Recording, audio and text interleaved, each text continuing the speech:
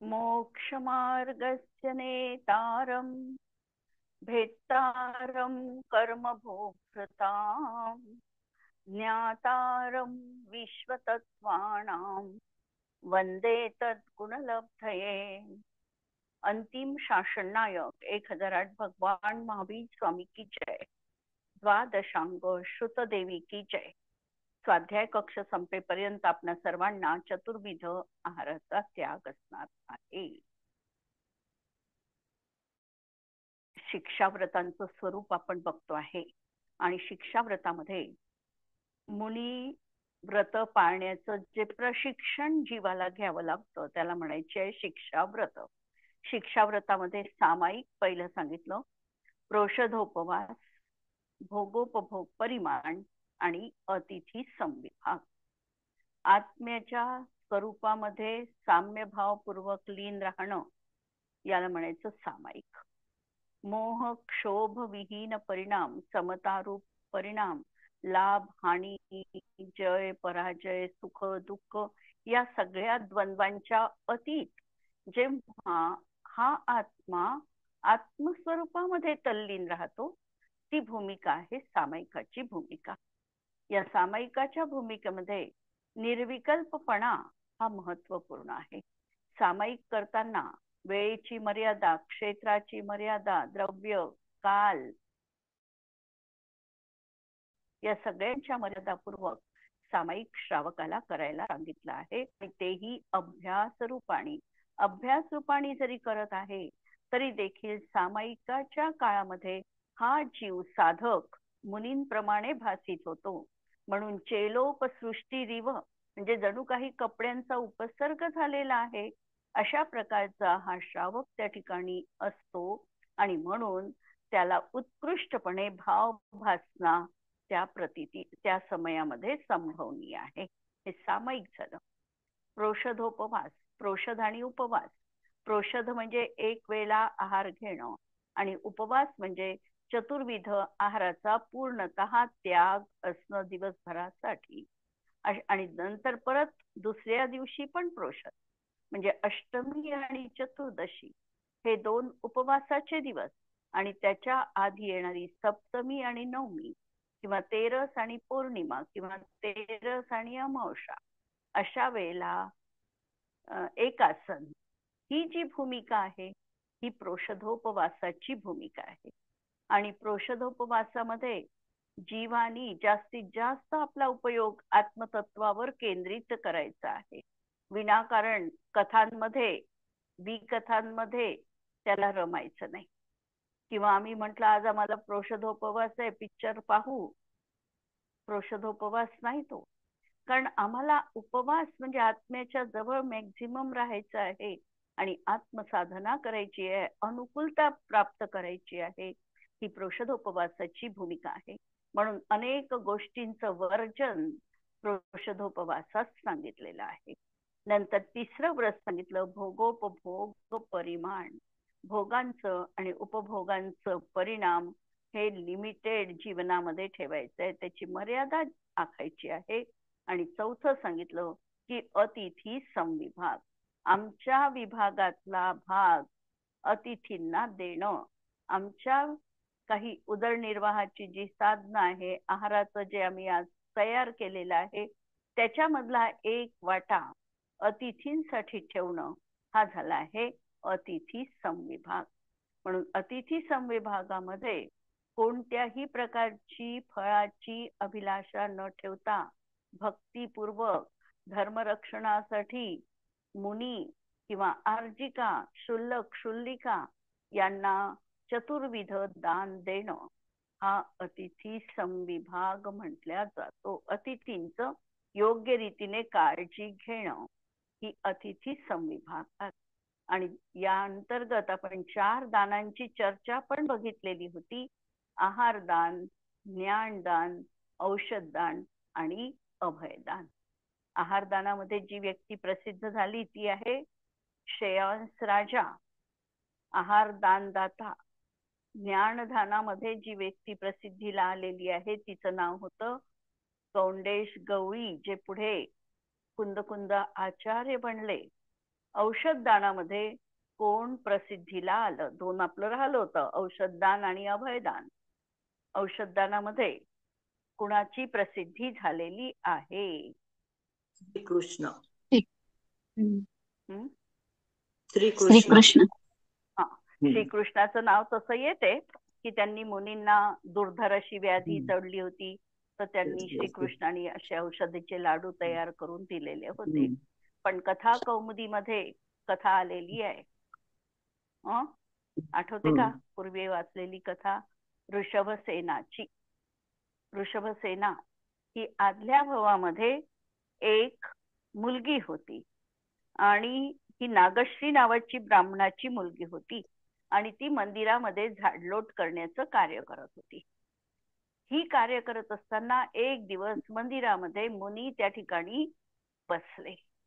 मुनी बसल्यानंतर हिला झाडायची घाई होती. हिने मुनींना म्हटलं की ही जागा रिकामी करा, महाराजांची स्वारी दर्शनाला येणार आहे आणि मला पूर्ण मंदिर साफ करायचं आहे. मुनी ध्यानामध्ये लीन होते, ते काही जागेवरून उठले नाही. तर हिने अत्यंत क्रोधाच्या आवेशामध्ये मुनींना त्या ठिकाणी त्यांच्या अंगावर पूर्ण असा कचरा टाकला. कचऱ्यांनी त्यांना झाकून टाकलं. काही वेळ गेला, मुनी ध्यानापासून लीन राहिले, कारण उपसर्ग झाला होता आणि उपसर्गामध्ये त्यांना निघून जाता येत नाही. उपसर्ग त्यांना सहन करावाच लागतो. उपसर्ग हा दुसरीच व्यक्ती दूर करू शकते, स्वतःहून ते दूर करू शकत नाही. त्यामुळे ते ध्यानामध्ये तसेच लीन राहिले.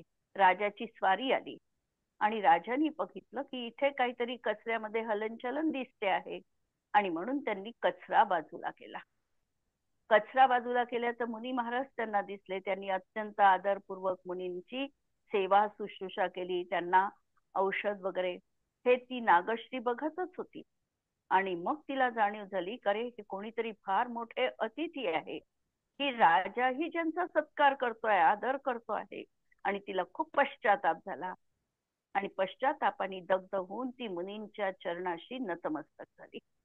मुनींनी तिला पण आशीर्वाद केला की तुझं भलं होईल आणि तिने सांगितलं की हे अशा प्रकारचं कृत्य माझ्याकडून घडलेलं आहे आणि मी आता याच्यावर काहीतरी उपाय मला सांगा. महाराजांनी उपाय काय आता सांगितला असेल तिला, काय करायला, व्रत प्रायश्चित्त वगैरे सांगितलं. आणि पुढच्या भवात ती ऋषभसेना नावाची मुलगी, अत्यंत रूपवान अशी मुलगी झाली. आणि ही ऋषभसेना, हिला एक अशी त्या ठिकाणी मुनींची कडीन तिने नंतर सेवा शुश्रूषा खूप केली, त्यामुळे तिला अशा प्रकारची वृद्धी प्राप्त झालेली होती की तिच्या स्नानाच्या पाण्याने अनेक रोगांचे म्हणजे लोकांचे रोग दूर होत होते. मला असं वाटतं की लक्ष्मणाची पण ती जी ऋषभसेना होती ती हीच होती की तिच्या पाण्याने लक्ष्मणाची व्याधी त्या ठिकाणी निवारण झाली. दोन कथा लक्ष्मणाच्या बाबतीतही येतात.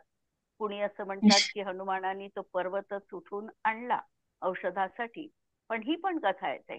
तर ही ऋषभसेना, तिच्या शरीराच्या आंघोळीच्या पाण्याने रोग दुरुस्त होत होते आणि अशा प्रकारची ती व्यक्ती ऋषभसेना ही औषध दानामध्ये प्रसिद्धीला आली, वृद्धी तिला प्राप्त झाली. तर ही अशी कथा कथा कौमुदीमध्ये दिलेली आहे.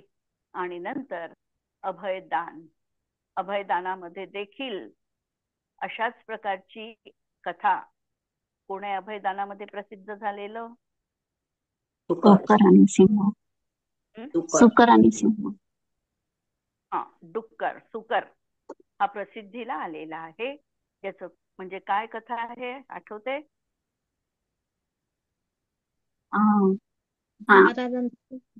नाही, वाघाला जाऊ नव्हतं द्यायचं गुहेमध्ये आणि डुक्करांनी ते संरक्षण केलं. संरक्षण केलं. मुनी महाराज त्या ठिकाणी गुहेमध्ये ध्यानस्थ बसलेले होते आणि एक वाघ तिकडून आला. ते पूर्वजन्मातले दोघं मित्रच होते, सुकर आणि वाघ, वाघाचा जीव, हे दोघं पूर्वजन्मीचे मित्रच होते. आणि हे मित्र असताना त्यांनी एक मठ बांधलेला होता आणि मठ बांधलेला होता तर प्रवाशांना राहण्यासाठीच तो बांधलेला होता. तर एक दिवस मुनी महाराज त्या मठामध्ये थांबले.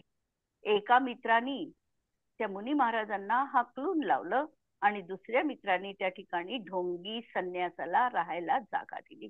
यावरून त्या दोघांचं पूर्वभावामध्ये देखील अतिशय भांडण झालं आणि त्या भांडणातच एकमेकांना त्यांनी ठार मारलं आणि त्यांचा मृत्यू झाला. जो जीव मुनी महाराजांना इथे ठेवण्याच्या फेवर मध्ये होता तो झाला डुक्कर, आणि जो मारण्याच्या म्हणजे तो ढोंगी महाराजांना ठेवण्याच्या फेवर मध्ये होता, त्यांनी ढोंगी संन्यासाला तिथे ठेवलं, तो बनला वाघ. आता यांचं पूर्वजन्मीचं वैर होतच, आणि हा डुक्कर फिरत असताना त्या गुहेपाशी आला. त्या गुहेमध्ये 2 मुनिराज त्या ठिकाणी तपश्चर्या करण्यासाठी गेलेले होते. हे त्या डुकरांनी बघितलं. आणि कोणते मुनिराज होते त्यांचं नाव पण आलेलं आहे कथा कौमुदीमध्ये.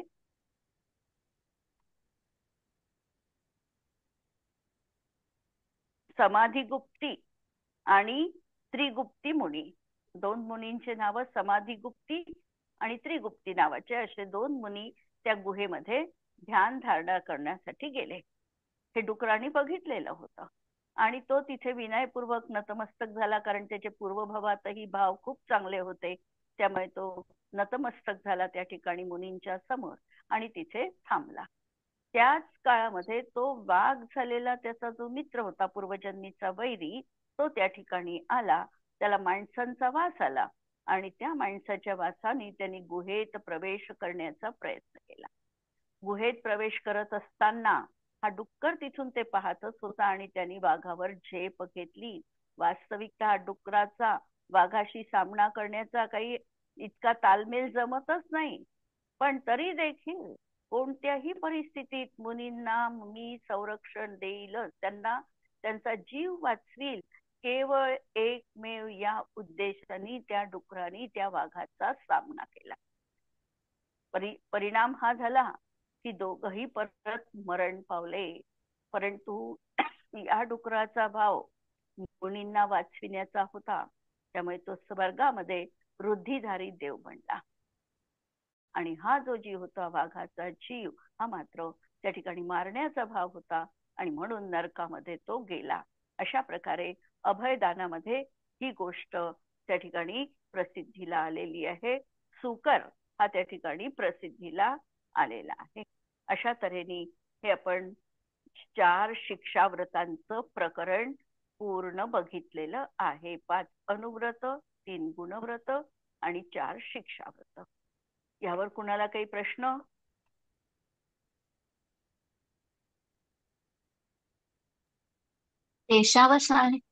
देशावकाशिक सांगितलं की ना पहिलं, हो, शिक्षाव्रताचं पहिलं व्रत, तर त्याच्यात आणि दिग्व्रतात आणि देशव्रतात काय फरक आहे?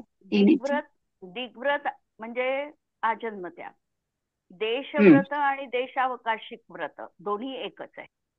फक्त देशावशिक हे रत्नकरण शावकाचार मध्ये समंतभद्र आचार्यांनी ठेवलं आणि बाकीच्या सामान्य पुस्तकामध्ये आम्हाला सगळीकडे दिग्व्रतानंतर देशव्रत गुणव्रतामध्ये आलेला आहे. फरक काहीच नाही, दोन्ही एकच आहे. देशावकाशिक म्हणा किंवा देशव्रत म्हणा, फक्त दिग्व्रत आणि देशव्रत याच्यात फरक आहे. दिग्व्रतामध्ये आजन्म त्याग आहे, देशव्रतामध्ये काही समयांसाठी त्याग आहे, आणि देशावशिक मध्ये देखील काही समयांसाठीच त्याग आहे. पण समंतभद्र आचार्यांनी त्यांना शिक्षाव्रतामध्ये टाकलं आणि भोगोपभोग परिमाण हे गुणव्रतामध्ये टाकलं. थोडा त्यांनी असा क्रमामध्ये फरक केलेला आहे, पण तरी एरवी काहीही फरक नाही. आणि चौथं त्यांनी वैयावृत्त नावाचं शिक्षाव्रत सोडलं, हे तिकडे टाकलं आणि वैयावृत्त नावाचं शिक्षाव्रतामध्ये एक आणखी व्रत असं जोडलं की त्या ठिकाणी शिक्षाव्रताच्या माध्यमातून मुनींना अभयदान देणं, त्यांना वसतिका देणं, त्यांच्या राहण्याची सोय वगैरे करणं, हे सगळं त्याच्यामध्ये अंतर्भूत करून घेतलं. म्हणजे देश काल परिस्थिती पाहून त्या ठिकाणी थोड्या फार प्रमाणामध्ये व्रतांमध्ये बदल घडलेले आहे. ठीक आहे.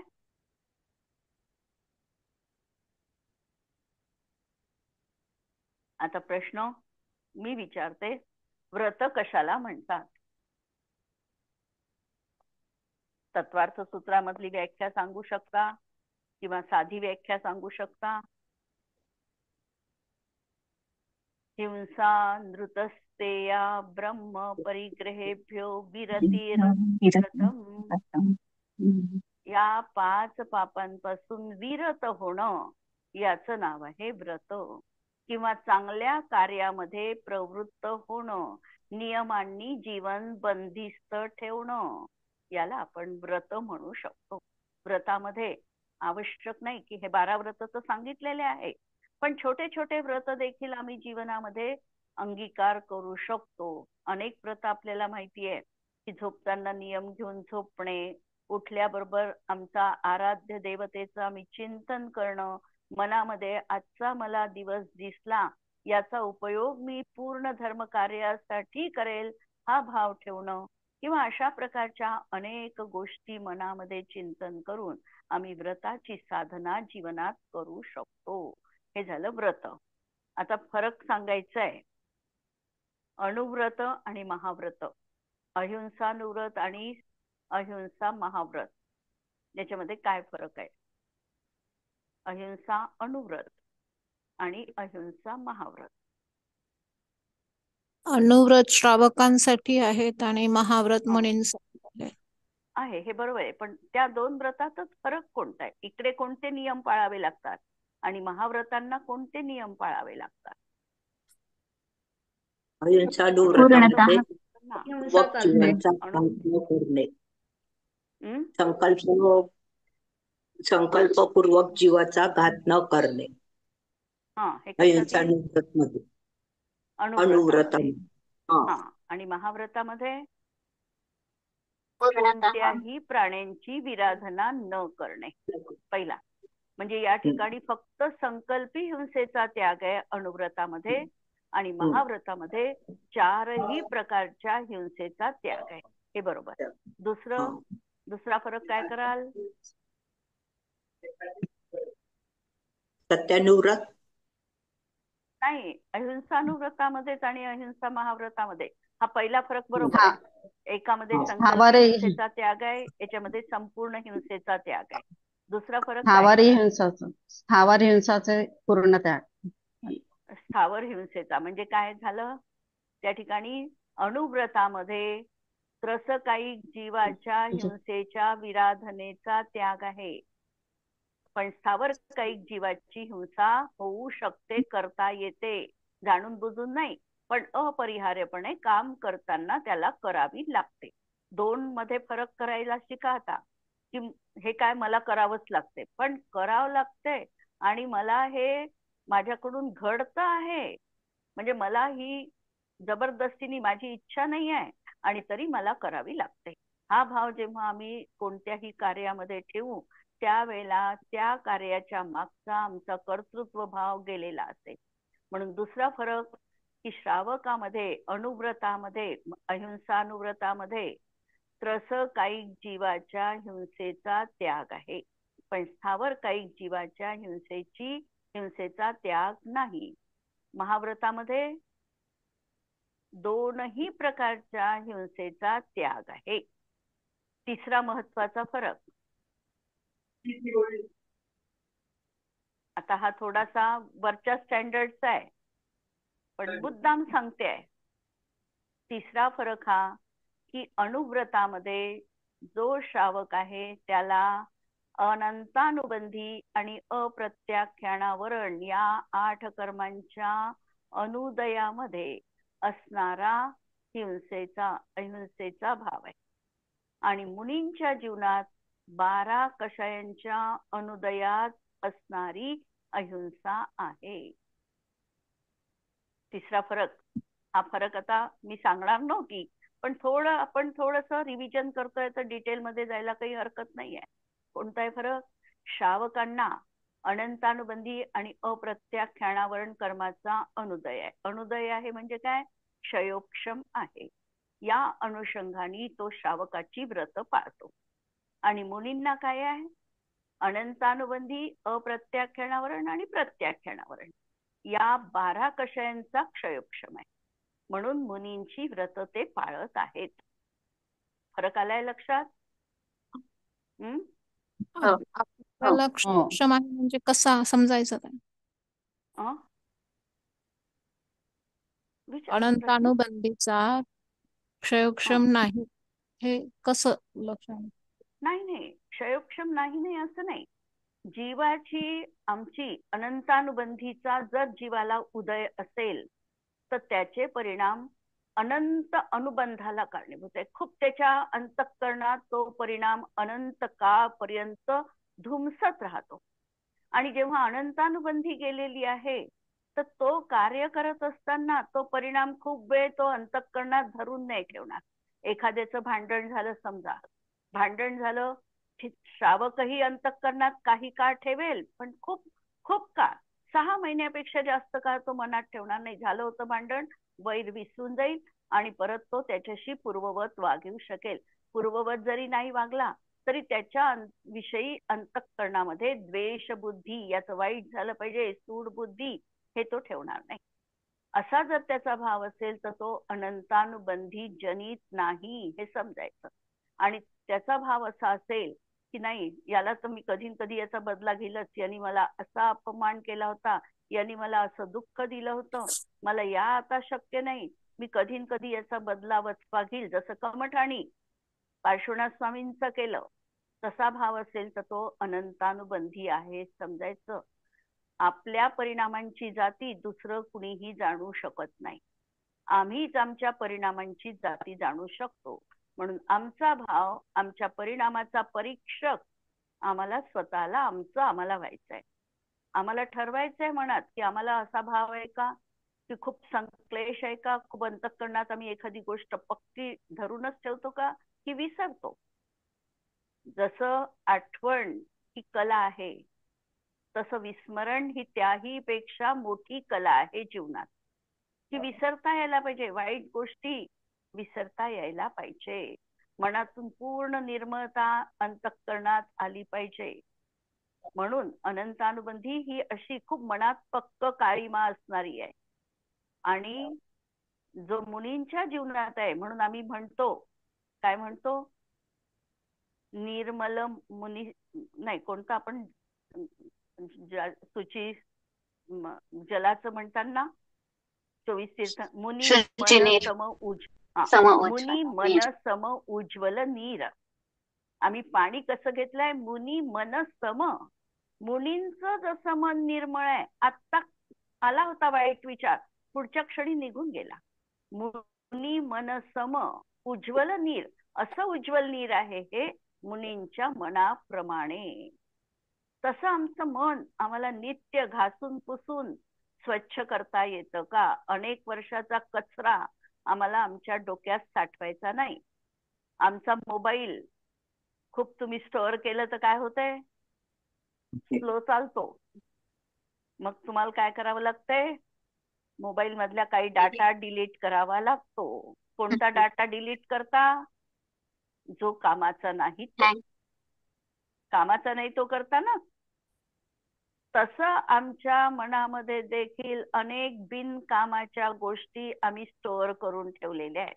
यांनी मला असं म्हटलं, कशाला आठवायचं, काही आठवायचं नाही, विसरायचं. यांनी मला असा त्रास दिला होता, कशाला आठवायचं, विसरायचं. या सगळ्या वाईट गोष्टींना आम्हाला काय करायचंय, अंतःकरणातून, आमच्या मनातून या सगळ्या आम्हाला डिलीट करायच्या आहे. करू शकतो का आम्ही हा प्रयोग? हा प्रयोग करणं म्हणजेच धर्माचं पहिलं पायदान आम्ही चढलं हे समजायचंय. पहिलं पायदान आमचं कोणतं असेल तर अनंतानुबंधी आमच्या जीवनातून जायला हवी. आणि अनंतानुबंधी कशी जाईल, जेव्हा विस्मरण आम्ही करत जाऊ, आठवायचं नाही, परत परत उगाळायचं नाही, विसरायचं.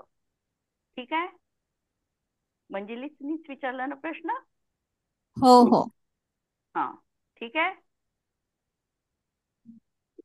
तर हा झाला अनंतानुबंधीचा फरक. म्हणून श्रावकांच्या जीवनात अनंतानुबंधीला आम्हाला पहिल्यांदा काढायचा आहे. म्हणून आमच्या मनामध्ये जास्त असा कचरा साठवायचा नाही. क्रोध आमच्या मनात जास्त काळ टिकणार नाही हे पाहायचं. तर हे झालं आमचं स्वच्छता अभियान. म्हणून अनुव्रत आणि महाव्रतामधला फरक अहिंसानुव्रतामधला सांगितला. एकच घेतलं मी आत्ता, बाकीचे माहिती आहे तुम्हाला. आता भोग आणि उपभोग याच्यामध्ये काय फरक आहे? भोग आपण एका वस्तूचा वारंवार घेतो. वारंवार भोग घेतो तो उपभोग झाला. उपभोग झाला. उपभोग आणि म्हणजे भोग एकदा म्हणजे एकदा एकदाच घेतल्यानंतर ती वस्तू हम्म नष्टच होऊन जाते. नष्ट तो झाला भोग. जसं भोग. जेवण केलं तर जेवण हे भोग झालं आणि आपण दागिने घातले हा उपभोग झाला. कारण दागिने आम्ही वारंवार वापरू शकतो म्हणून दागिने वापरणं हा उपभोग झाला.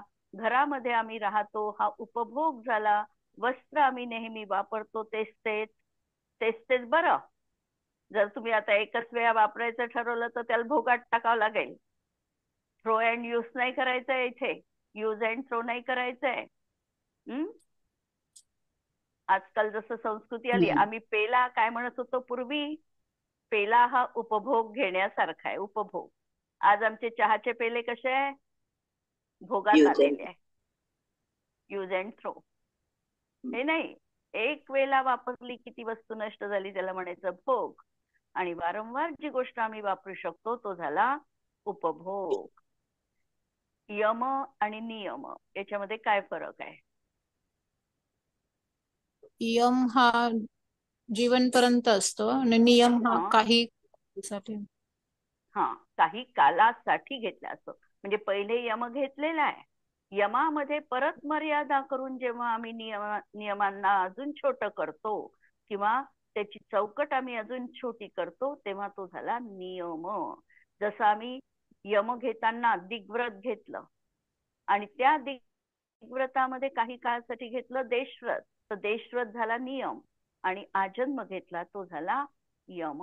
आजन्म आम्ही एखाद्या गोष्टीचा त्याग केला तो झाला यम आणि समजा काही कालावधीसाठी आम्ही एखादी गोष्ट सोडली तो झाला नियम.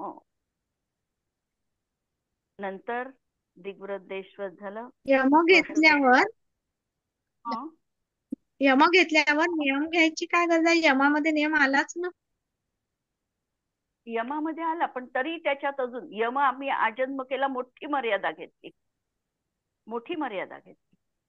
त्या याच्यामध्ये आणखी छोटी मर्यादा घेतली. जसं आम्ही ठरवलं की आम्ही भारताच्या बाहेर जाणार नाही पहिल्यांदा. मग आम्ही भारताच्या बाहेर मग आम्ही दुसरा नियम काय घेतला दिग्व्रतात की महाराष्ट्राच्या बाहेर नाही जाणार. हा झाला नियम. हा यम घेतला मोठ्या प्रमाणामध्ये आणि त्याच्यामध्ये आम्ही आणखी नियम केला तो झाला नियम. जसं यमसल्लेखना घेतली. आता थोडा फरकही आहे. यमसल्लेखनेमध्ये काय केलं आम्ही आजन्म 4ही प्रकारच्या आहाराचा त्याग केला जातो. नियम सल्लेखनेत काय केला जातो डेली त्याग घेतला जातो. जसं आता पहिल्यांदा नियम सल्लेखना घेतली जाते मग त्या साधकाची जेव्हा स्थिरता येईल तेव्हा तो यमसल्लेखनेकडे वळतो. यमामध्ये आजन्म त्याग आहे. नियमामध्ये काही काळासाठी आपण त्याग घेतलेला आहे.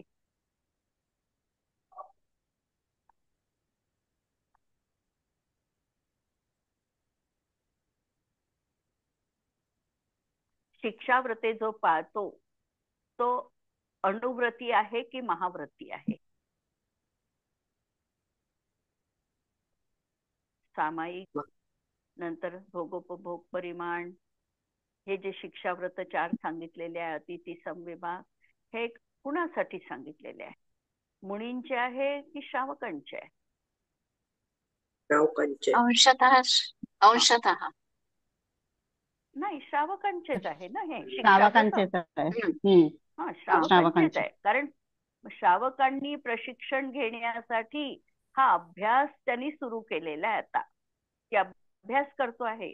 कालांतराने मला मुनी बनायचंय पण त्याच्यासाठी मला इथे आज त्याच्या प्रकारचं सवय करून घ्यावी लागेल म्हणून ही शिक्षाव्रते अशा प्रकारची आहे.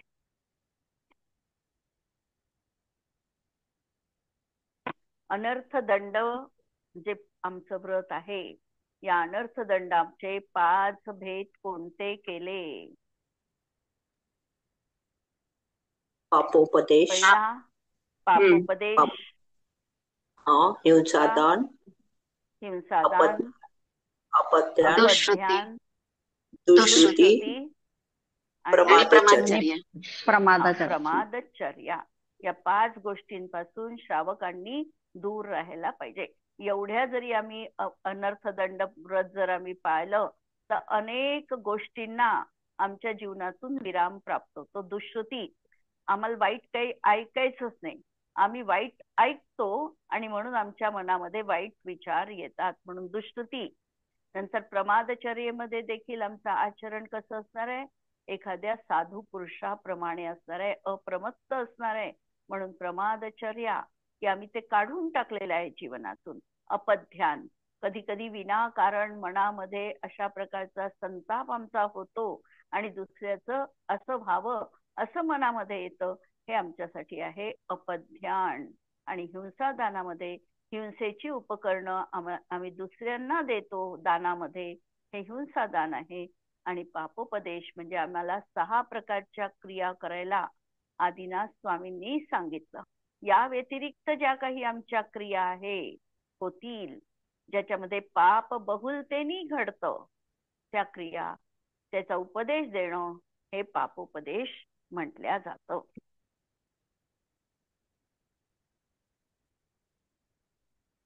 अजून यावर कुणाला काही प्रश्न असेल तर विचारू शकता.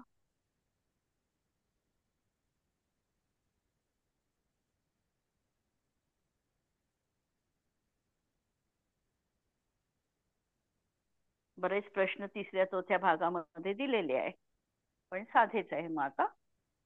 आणि मग आता आपण पुढच्या वेळेला प्रतिमा बघू. श्रावकांच्या 11 प्रतिमा कोणत्या असतात त्याचं वर्णन आपण पुढच्या याच्यामध्ये सुरू करू.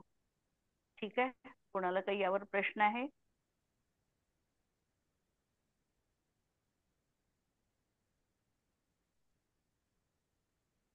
यम आणि नियमांचं स्वरूप सांगताना रत्नकरण श्रावकाचार मध्ये सांगितलं, नियमो यमश्च विहितो द्वेधा भोगोपभोग संहारे नियम परिमित कालो यावज्जीवम यमो ध्रियते. नियम हा परिमित काला, नियम जो आहे हा परिमित कालासाठी आहे आणि यम जो आहे तो यावज्जीवम ध्रियते, या आजन्म तो ग्रहण करावा लागतो. भोगोपभोग व्रतामध्ये यम आणि नियम हा इंद्रियांच्या विषयांचा यामध्ये त्याग केला जातो.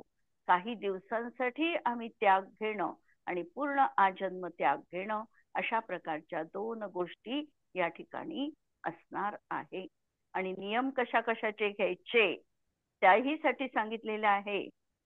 2 श्लोक दिलेले आहेत त्यांनी, की भोजन, मी श्रावकांचे 17 नियम आठवत असेल, आपली प्रश्नोत्तरी झाली त्यावेळेला श्रावकांचे 17 नियम आपण पाहिलेले होते. श्रावकांनी 17 नियम कोणते घ्यायचे, तर मी भोजन किती वेळा करेल, मी आज वाहन कोणतं वापरेल, नंतर मी कोणत्या पलंगावर आज शयन करेल, मी स्नान किती वेळा करेल, उठणं लावेल का, कपडे कोणते वापरेल, अशा प्रकारचे जे काही सगळे आहे हे आमचे त्या ठिकाणी ही नियमावली 17 नियमांमध्ये बंदिस्त झालेली आहे, ही त्या ठिकाणी नियमा अंतर्गत येणार आहे. ठीक आहे. या नियमांचं पालन करण्यामागे उद्देश काय? आमचं कितीतरी आम्ही जोपर्यंत त्याग घेत नाही तोपर्यंत आम्हाला सगळ्या वस्तूंच्या आश्रवांचा दोष लागतो. जसं आज वनस्पती किती आहे, एकूण वनस्पती किती आहे जगामध्ये पूर्ण, किंवा आमच्या शास्त्रामध्ये वनस्पतींची जी संख्या सांगितली आहे, वनस्पती कायिक जीव किती सांगितलंय, 10 लाख वनस्पती, 10 लाख वनस्पती कायिक जीव सांगितले. जेव्हा 84 लाखाचं गणित सांगितलेलं आहे, 84 लक्ष जाती, त्याच्यामध्ये 10 लाख जाती ह्या वनस्पती कायिकांच्या आहे. याच्यामध्ये आम्ही गिनती केली, आज आम्हाला किती वनस्पती ज्ञात आहे आणि किती वनस्पती आम्ही भक्षण करतो म्हणजे खातो दररोजच्या याच्यात. तर आम्ही याची लिस्ट जर केली तर हार्डली आज आम्हाला पृथ्वीवर समजा किती 200-300 वनस्पती दिसतील नावं असणारी, सगळ्यांना माहित असणारी, आणि आम्ही खातो ती 70-80 पण निघत नाही. जर आम्ही नियम घेतला की मी ह्या सगळ्या 70 वनस्पती आहे या मला ज्ञात आहे आणि या वनस्पती मी सेवन करेल आणि याच्या व्यतिरिक्त मला सगळ्या गोष्टींचा त्याग आहे.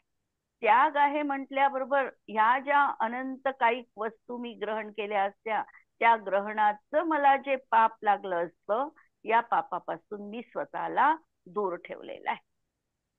हे यासाठी आम्हाला नियमांची मर्यादा करायची आहे, की आम्ही आज जोपर्यंत मर्यादा घेत नाही तोपर्यंत आम्हाला हिंसा, सगळ्या सगळ्या गोष्टींनी होणाऱ्या परिग्रहाच्या, ग्रहणाच्या भावाचा त्याग, म्हणजे त्यांनी आम्हाला आश्रव आणि बंध होऊ लागलेला आहे तीव्र प्रमाणात, जरी आम्ही वापरत नाही तरी देखील. पण जरी नियम घेतला आम्ही, तर त्या बाकीच्या वस्तूंचा जो त्याग घेतलेला आहे त्यांनी होणारी हिंसा आम्हाला होत नाही, आणि त्या आम्ही कधी पाहिल्या नाही, ऐकल्या नाही, वापरल्या नाही आणि वापरणार पण नाही. अशा गोष्टी आहेत त्या. त्यामुळे त्याचा त्याग घेतला तर आपोआपच आम्ही त्यापासून स्वतःला हिंसेपासून वाचवू शकतो. म्हणून हा त्याग घ्यायचा आहे जीवनात. की भोजन समजा आम्ही त्याग घेतला की मी आज दिवसभरातून 2च वेळेला जेवेल, तर काय झालं, आम्हाला जो निरंतर आहाराचा दोष लागला असता, निरंतर आहाराचा दोष लागत आहे, त्या दोषापासून आम्ही वाचलो. समजा आम्ही ठरवलं की मी 9 नंतर पाणी पिणार नाही किंवा 8 नंतर पाणी पिणार नाही, तर मला आपोआपच पेयानी जितका काही दोष रात्रभरात लागेल त्या सगळ्यापासून मी स्वतःला वाचवलं.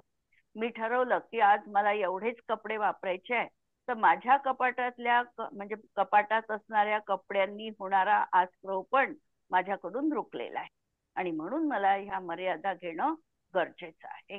म्हणून हे 17 नियम श्रावकांसाठी त्या दोषांपासून वाचायला सांगितलेले आहे. ठीक आहे, इथे हो. थांबू आपण.